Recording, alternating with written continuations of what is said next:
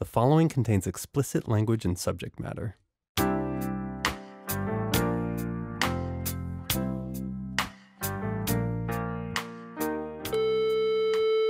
Dr. Katz? Yeah? The janitor? Yeah? Bob? Yeah, you could just let him in, Laura. I mean, No, I don't like being alone with him. He stands too close to me. yeah.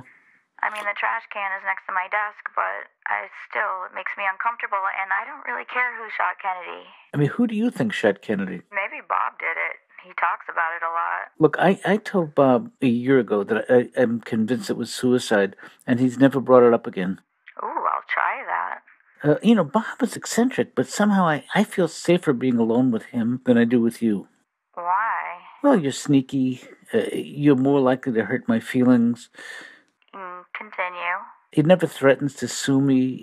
He doesn't use my office as his playground. Bob is a nice guy, but he doesn't smell great. Laura, if you did his job, you might not smell great. I mean, but I wouldn't do his job. I barely do this one. When would I have time to not do his? You can only not do so many things in a day.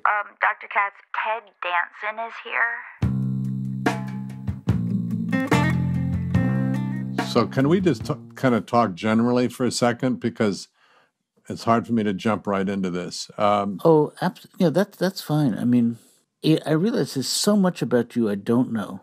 Right. And you play your cards pretty close to your chest. Vest, I think it's close to your vest, but I know what vest, you mean. I'm sorry. Yeah.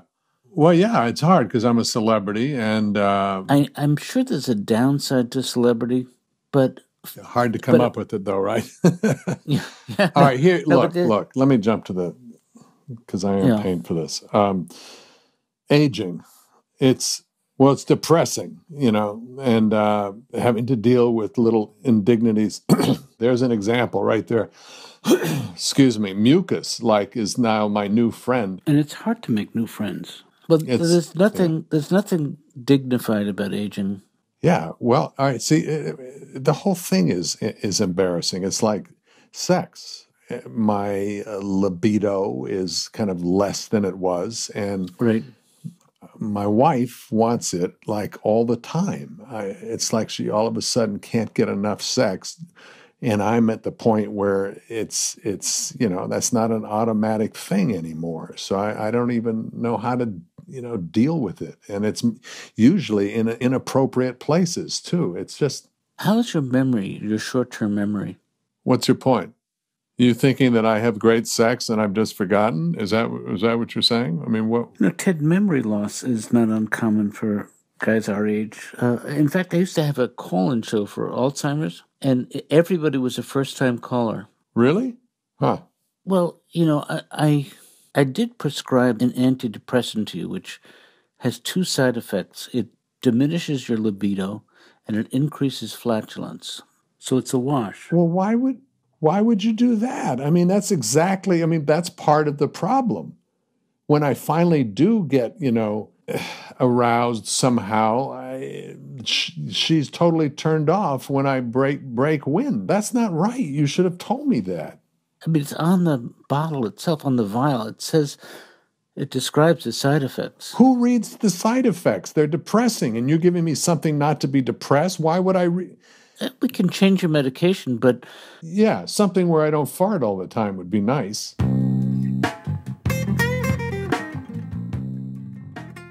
Bob, I hate to be a pest about this, but I think I've been seeing mice in my office. Is that possible? This is a modern phenomenon that people don't believe mice still exist. They think the problem was eradicated. Right. Like some medical condition that we were introduced to in our childhood that no longer exists anymore. Well, if you see a hawk circling, odds are it's looking for a mouse.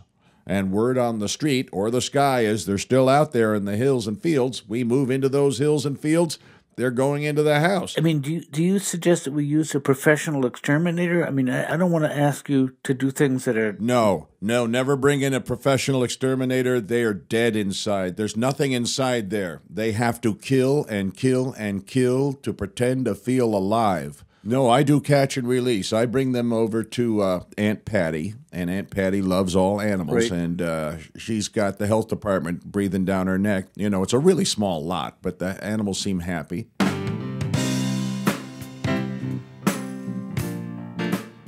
I can understand the difficulty surrounding aging. Mm-hmm. Hey, Ted, I hate to ask you about this. It's such a tender moment, but you're past due. I haven't gotten a check from you in a while. Didn't we talk about paying based on results? No, we've never had that conversation, and I never would have that conversation. I'd be broke. When you were a kid, were you ever depressed as a kid? No. Happy-go-lucky. I just played all day, rode horses, played with my friends, experimented sexually. You know, it was very lighthearted. When you experimented sexually, did you use a Bunsen burner? Is this a trick question? Now, Ted, if you go back to your first best friend, can you think of that person's name? Yeah. Are you still in touch with them? No. Where were you going with this, may I ask? Well, I think, that your best friend now is probably your wife. Well, Mary? I know everyone, she's beloved and all of that, and people have a perception of who she is, but she's like a shrew, really. I mean, when you come right down to it, I mean, it's like so fucking demanding to live with her. It's People say that becoming a parent is a great experiment, but I think also becoming a spouse is a really great experiment. Yeah, exactly. Especially when like the adrenaline and the hormones and everything start to slow down a little bit. I mean, what are you left with then? I mean, you develop a whole new sense of what intimacy means. Yeah, It's holding very different. hands like before you go to bed or something. And some nights she doesn't even really want to. Anyway, I know you've described her today as a shrew. Shrew-ish, and it's probably Sometimes, instead of making love, just a high five can be almost as satisfying. really. No, I can't sell that. Laura is not comfortable being alone with you. She's more uncomfortable being alone with me, but I'd rather be alone with you than alone with Laura. Laura is very insensitive to me. When do you know she's happy? Give me one of those signs that she says, "Oh man, look at my face. This is your example of me being happy." I guess it's on her way out, when she's leaving the office. If she had eyes in the back of her head, they'd be shining. They say women have eyes in the back of their head, and it's not covered by the new health program, and I think a lot of people are very upset about there's no eye care for the backs of people's heads now, because that is a pre-existing condition.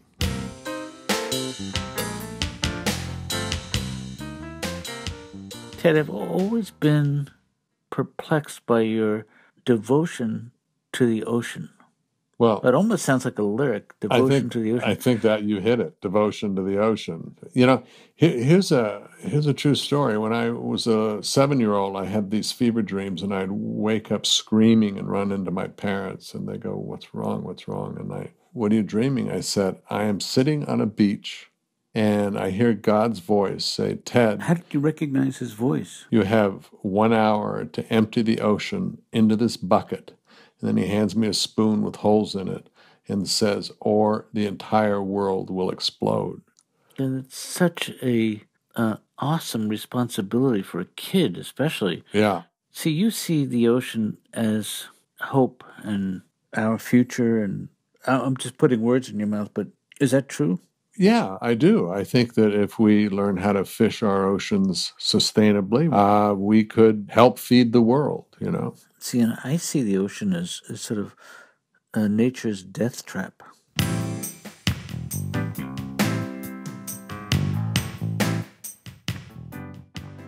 I have friends who think I need some sort of a catchphrase, which it seems like it's just a benign statement. It was kind of like an insult, isn't it? It's like saying you aren't enough without a catchphrase. I mean, there is something cool about being the first one. The first what? Well, the first janitor with a catchphrase. That's what. Ah, right.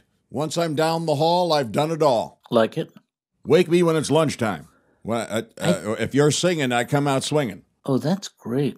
Not just because it rhymes, but I think, okay, just because it rhymes. I wonder if any of these friends of yours have catchphrases of their own.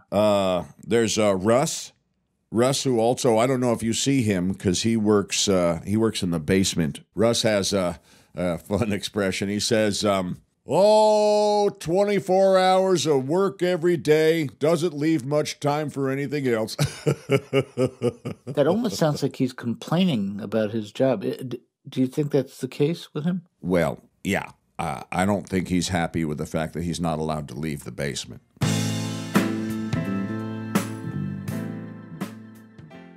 You're not really capable of handling the heavy stuff. It's like your level of experience, your cut on life is pretty shallow. So when I bring you some of this heavier, darker stuff, you don't have anything to really offer as a psychologist. Are you a psychologist or a psychiatrist? Oh, no, I'm a psychiatrist, and you should know that because I prescribe the wrong drugs.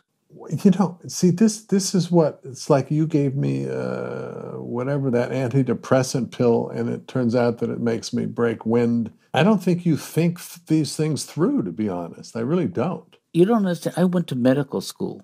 The documents are all over my office displaying that. Do I sound better to you? I mean, when you first arrived at my office, you had so much anger, and now you have a little less. I find that if we go too deep, unless you're willing to put in the work, and most of the breakthroughs that happen in therapy is just my ability to help you discover something that you already know about yourself. Huh. For example, got anything? Oh, I thought you were going to give me an example. Oh. I'm sorry. Right. I had that right. backwards.